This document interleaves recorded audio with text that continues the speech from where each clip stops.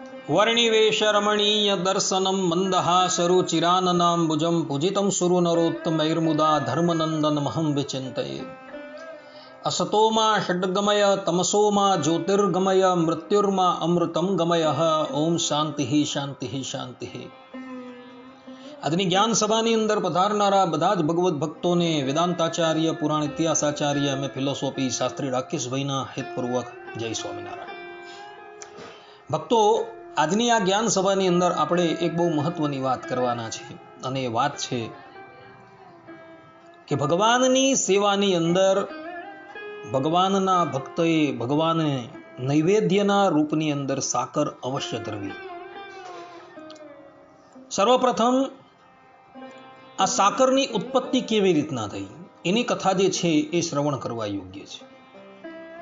તો પદ્મ પુરાણના સૃષ્ટિખંડના અધ્યાય 19ની અંદર એક કથા આવે છે। કથા એવી છે કે દેવો અને દાનવોએ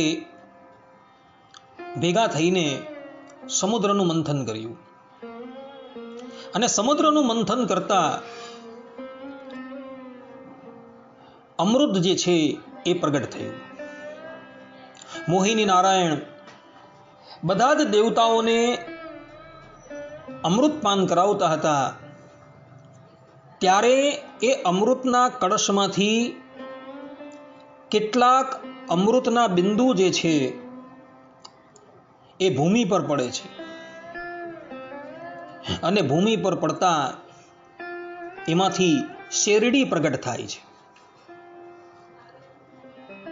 અને શેરડીનું વૃક્ષ જે છે એ પ્રગટ થયું। પછી શેરડીને પીલીને લોકોએ એમાંથી સાકરનું નિર્માણ કરેલું હતું। આ પ્રમાણેની કથા પદ્મ પુરાણની અંદર જોવા મળે છે।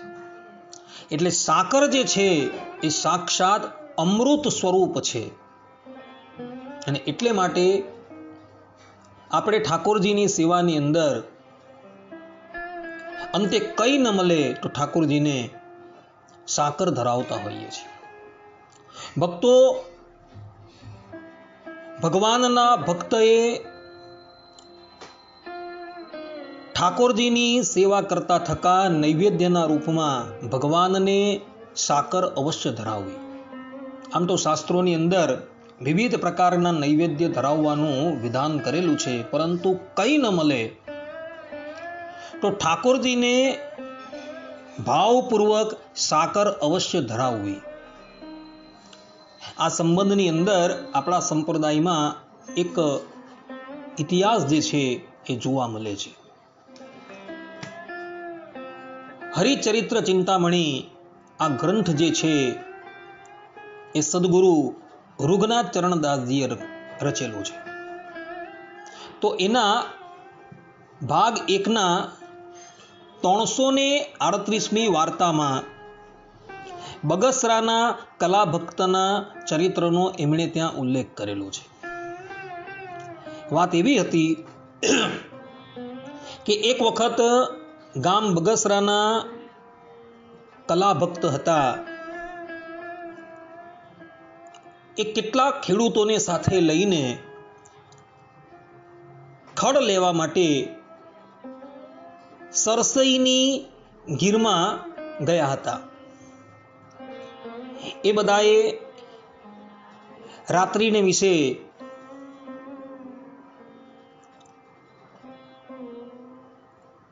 ચાલવાનું નક્કી કર્યું, અને ચાલતા ચાલતા પ્રાતઃકાલે સવારે તે લોકો સરસઈ આવી પહોંચ્યા। ત્યાં માર્ગની અંદર એક નદી હતી, નદીમાં બધાએ સ્નાન કર્યું, અને કલા ભગત જે છે એ નાહી ધોઈને ઠાકોરજીની સેવા કરવા માટે બેઠા। ઠાકોરજીની સેવા કરી, ઠાકોરજીને દંડવત કર્યા, પ્રદક્ષિણા કર્યા, પાઠ કર્યા, અને પછી અંતે ઠાકોરજીને નૈવેદ્ય ધરાવવા માટે તૈયાર થયા, પરંતુ પોતાની પાસે કોઈ પણ નૈવેદ્ય હતું નહીં। કલા ભગત નિત્ય ઠાકોરજીને સાકર ધરાવતા હતા, પણ આજે એ સાકર લાવવાનું ભૂલી ગયા હતા। એટલે એમણે નક્કી કર્યું કે જ્યાં લગીન અમે ઘરે પાછા ન જઈએ ત્યાં લગીન અમારે અન્ન જળ ગ્રહણ કરવા નહીં। કલાભાઈની સાથે એમના જે મિત્રો હતા તેમણે કલાભાઈને કહ્યું કે ભગતજી, આપણે 3 દિવસે આપણા ગામમાં પહોંચશું, તો શું તમે 3 દિવસ પર્યંત અન્ન જલ લેશો જ નહીં? ત્યારે કલાભાઈએ કહ્યું કે ઠાકોરજીને નૈવેદ્ય ધરાવ્યા વગર અમે કંઈ પણ ગ્રહણ કરશું નહીં. પેલા બધા ભક્તો હતા એ લોકો તો ભોજન કરવા બેસી ગયા, કારણ કે એ લોકો સત્સંગી ન હતા. અને કલાભાઈ તો કોઈ પણ વસ્તુ ગ્રહણ કર્યા વગર આમ જ બેસી રહ્યા. સમય થતા બધાએ પોતાના ગાળા જોડ્યા અને એ લોકો ગીર તરફ રવાના થયા. અન્ન જલ લીધા વગરના કલાભાઈ જે છે એ બધાથી પછાડ આવતા હતા. અગાડ જતા કલાભાઈએ જોયું તો માર્ગની અંદર સાકરના ગાંગડા પડેલા હતા. કલાભાઈએ મનોમન વિચાર કર્યો કે ભાઈ અહીં સાકર કેવી રીતના આવી? કદાચ આ સાકર ન હોય અને મીઠું પણ હોય તો. એટલે એમણે એક ગાંગડો હાથમાં લીધો અને પોતાના મુખની અંદર મૂક્યો. અને મુખની અંદર મૂકાતા એમને ખબર પડી ગઈ કે આ તો સાકર છે. અગાડી જતા કલાભાઈએ જોયું કે એક સ્થાનની ઉપર એક સાકરનો ઢગલો પડેલો છે.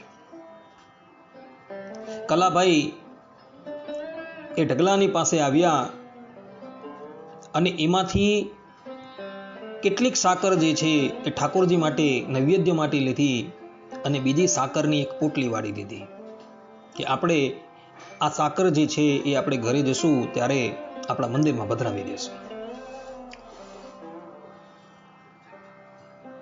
કલાભાઈ પછી તો શીઘ્રાથી શીઘ્ર પોતાના મિત્રોની પાસે આવ્યા અને સમીપની અંદર જ એક ઝરણું હતું, તેમાં સ્નાન આદિ કરી લીધું અને જલ્દી પોતાના વસ્ત્રો બદલી પુનઃ ઠાકોરજીની સેવા કરવા માટે બેઠા અને ઠાકોરજીને નૈવેદ્યની અંદર સાકર ધરાવી અને પછી કલાભાઈએ અન્ન જલ ગ્રહણ કર્યા. પેલા જે બધા હતા એના મિત્રો, તેઓએ કલાભાઈને પૂછ્યું કે ભગતજી, તમારી પાસે તો સાકર હતી નહીં અને સાકર આવી ક્યાંથી? ત્યારે કલાભાઈએ કહ્યું કે તમે બધા અગાડી નીકળી ગયા હતા અને અમે પછાડી આવતા હતા, ત્યારે એક સ્થાનની ઉપર અમે એક સાકરનો ઢગલો જોયો. અમારા મનમાં એમ કે કોઈ ભાઈ પોથિયાની ઉપર સાકર લઈને જતા હશે અને એમાંથી કેટલીક સાકર જે છે એ ધોળાઈ જવાથી અહીં પડી રહી હશે, એટલે અમે એ સાકર જે છે એ લીધી અને ઠાકોરજીને ધરાવી. એટલે પેલા બધા ભક્તો જે છે એઓના મનમાં પણ એમ થયું કે સાકરનો ઢગલો પડેલો છે, તો ચાલો આપણે પણ સાકર લેવા માટે જતા રહીએ. એ લોકો કલાભાઈએ જે સ્થાન બતાવેલું ત્યાં આવ્યા તો ત્યાં સાકર ન હતી, પરંતુ ત્યાં પથરાઓ હતા. સફેદ પેલા પથરાઓ આવે તે હતા. ત્યારબાદ તેઓ બધા કલાભાઈની પાસે આવ્યા અને કલાભાઈને કહે છે કે કલાભાઈ, ત્યાં તો સફેદ પથ્થરો હતા, અમને તો પથ્થર દેખાયા, સાકર જેવું તો ત્યાં હતું જ નહીં. એટલે કલાભાઈએ મનોમન નક્કી કરી દીધું કે આ બધું જ જે છે એ મારા આરાધ્ય ભગવાન શ્રી હરિએ કરેલું છે. એમણે વિચાર્યું કે મારા કલા ભગત જે છે એ પ્રતિજ્ઞા કરીને બેઠેલા છે કે જ્યાં લગીન હું ઠાકોરજીને સાકર ન ધરાવું ત્યાં લગીન અન્ન જલ ગ્રહણ ન કરું. એટલે એ જ ભગવાને દિવ્ય રૂપે આ સાકર જે છે એ પ્રગટ કરેલી છે. તે પછી કલાભાઈ 3 દિવસ રહીને પોતાના ગામ બગસરા પધાર્યા અને બગસરા આવી મંદિરની અંદર એમણે પેલી સાકર આપી દીધી અને ત્યાં રહેલા બધા જ હરિભક્તોને પોતાની સાથે જે ઘટના બનેલી એ બધી જ ઘટના કહી સંભળાવી. કલાભાઈની વાત સાંભળી બધા જ લોકો આશ્ચર્યચકિત થઈ ગયા અને બધાએ નિયમ લીધો કે હવે આપણે જ્યારે પૂજા કરીએ ત્યારે પૂજાની અંદર નૈવેદ્યના રૂપમાં આપણે ઠાકોરજીને સાકર અવશ્ય ધરાવવી. માટે ભક્તો, આ પ્રમાણે આપણા આપ્ત પુરુષો જે છે, જે પ્રથા નક્કી કરી ગયા છે તે પ્રમાણે આપણે સત્સંગીઓએ પણ પ્રાતઃકાલે જ્યારે ચલ કે અચલ સ્વરૂપની સેવા કરતા હોઈએ ત્યારે ઠાકોરજીને નૈવેદ્યના રૂપમાં સાકર અવશ્ય ધરાવવી. પોતાની સ્થિતિ શ્રેષ્ઠ હોય તો ઠાકોરજીને ઉત્તમ પ્રકારનું નૈવેદ્ય જે છે એ અર્પણ કરવું, અને સામાન્ય સ્થિતિ ન હોય તેણે તો સાકર અવશ્ય સેવાની અંદર ધરાવવી જ. કોઈની પરિસ્થિતિ સારી છે તો એણે ઉત્તમ પ્રકારની સામગ્રી જે છે એ ઠાકોરજીની સેવાની અંદર સમર્પિત કરવી, પરંતુ સાથે સાથે સાકર જે છે એ તો અવશ્ય અર્પણ કરવી જ. અને જે સામાન્ય પરિસ્થિતિના છે, જેઓ વિવિધ પ્રકારના ભોગો ઠાકોરજીને અર્પણ કરી શકતા નથી, તેમણે કઈ નહીં તો છેલ્લે ઠાકોરજીને સાકર તો અર્પણ અવશ્ય કરવી જ. કારણ કે ભગવાન જે છે એ ભાવના ભૂખ્યા છે. એ પોતાના પ્રેમી ભક્તે અર્પણ કરેલી સામાન્યમાં સામાન્ય વસ્તુ પણ જે છે એ પ્રેમપૂર્વક અંગીકાર કરે છે.